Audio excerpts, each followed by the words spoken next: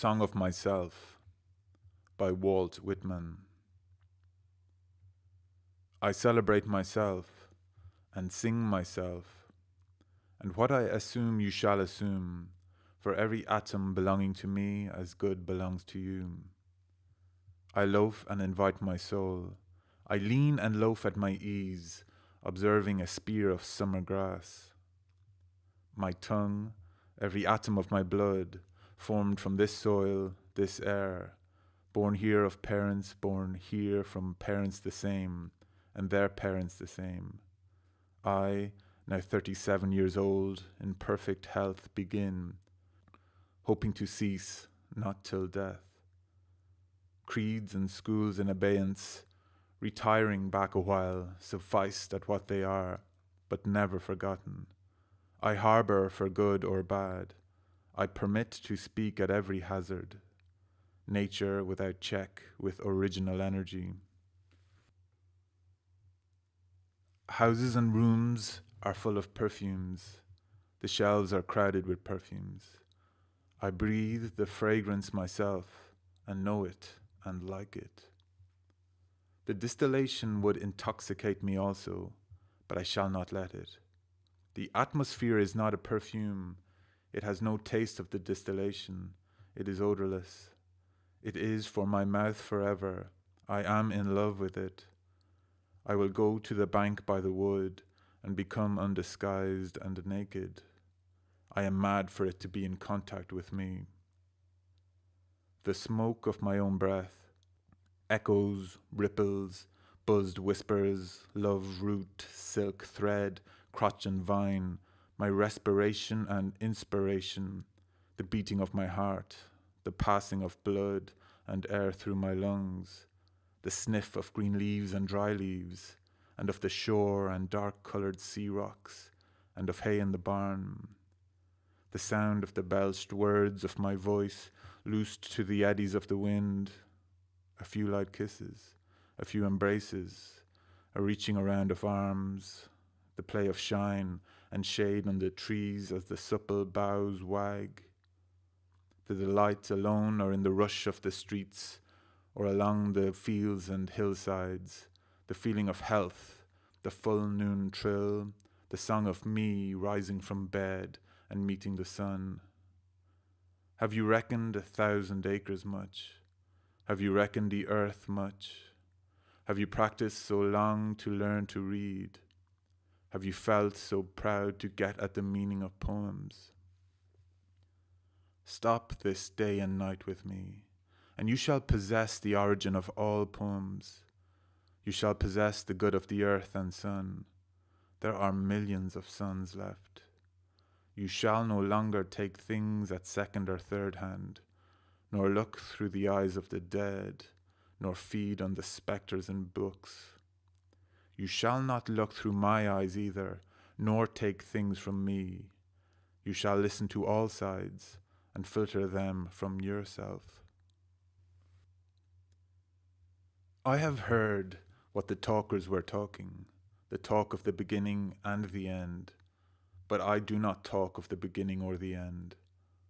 There never was any more inception than there is now, nor any more youth or age than there is now, and will never be any more perfection than there is now, nor any more heaven or hell than there is now. Urge and urge and urge, always the procreant urge of the world. Out of the dimness, opposite equals advance, always substance and increase, always sex. Always a knit of identity, always distinction, always a breed of life. To elaborate is no avail. Learned and unlearned feel that it is so.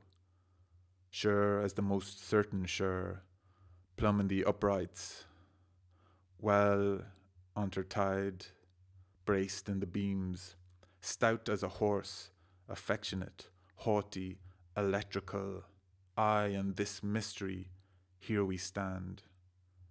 Clear and sweet is my soul, and clear and sweet is all that is not my soul. Lack one lacks both, and the unseen is proved by the seen. till that becomes unseen and receives proof in its turn. Showing the best and dividing it from the worst age vexes age, knowing the perfect fitness and equanimity of things. While they discuss, I am silent, and go bathe and admire myself. Welcome is every organ and attribute of me, and if any man hearty and clean, not an inch nor a particle of an inch is vile, and none shall be less familiar than the rest. I am satisfied.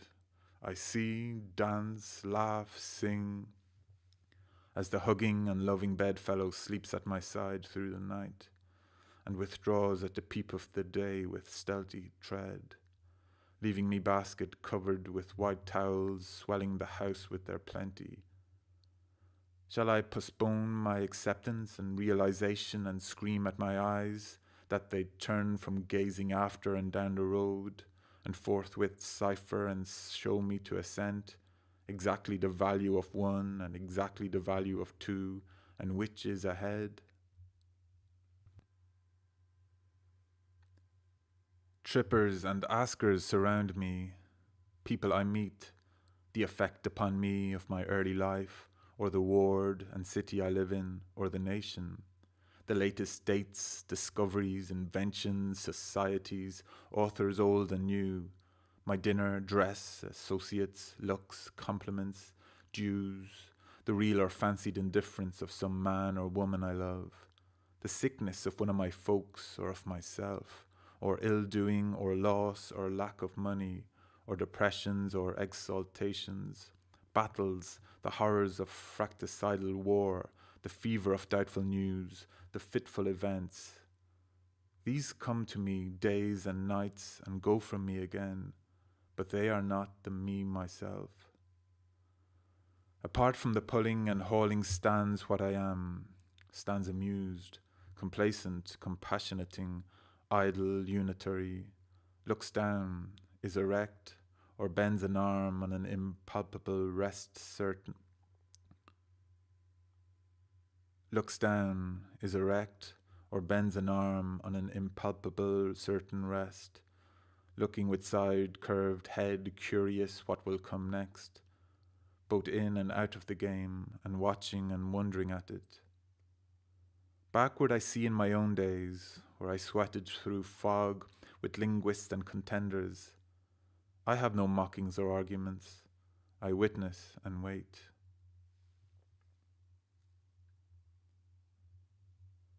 I believe in you, my soul.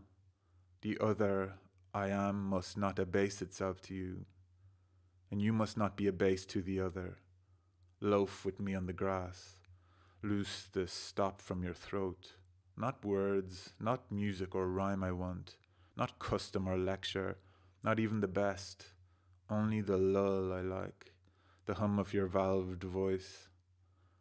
I mind how once we lay such a transparent summer morning, how you settled your head athwart my hips, and gently turned over upon me, and parted the shirt from my bosom bone, and plunged your tongue to my bare stripped heart, and reached till you felt my beard, and reached till you held my feet. Swiftly arose and spread around me the peace and knowledge that pass all the argument of the earth. And I know that the hand of God is the promise of my own. And I know that the Spirit of God is the brother of my own. And that all the men ever born are also my brothers, and the women my sisters and lovers. And that a kelson of the creation is love, and limitless are leaves stiff or drooping in the fields, and brown ants in the little wells beneath them, and mossy scabs of the worm fence, heaped stones, elder, mullein, and pokeweed.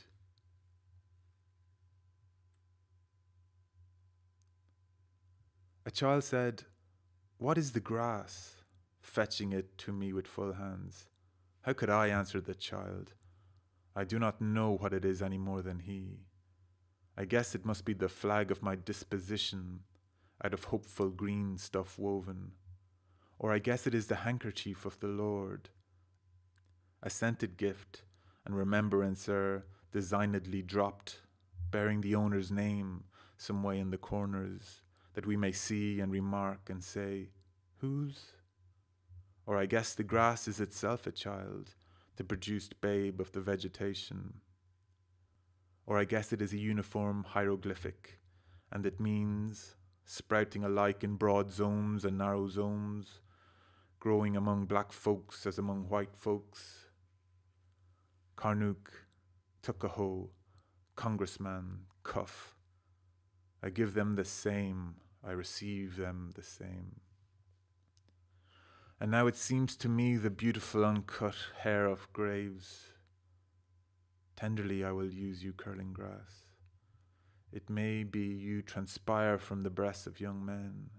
It may be if I had known them, I would have loved them. It may be you are from old people, or from offspring taken soon out of their mother's laps. And here you are the mother's laps.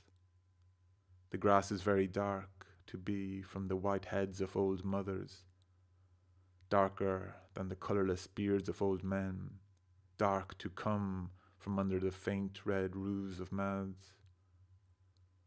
Oh, I perceive after all so many uttering tongues, and I perceive they do not come from the roofs of mouths for nothing. I wish I could translate the hints about the dead young men and women, and the hints about old men and mothers, and the offspring taken soon out of their laps. What do you think has become of the young and old men? And what do you think has become of the women and children? They are alive and well somewhere.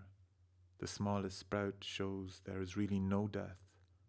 And if ever there was, it led forward life, and does not wait at the end to arrest it, and ceased the moment life appeared.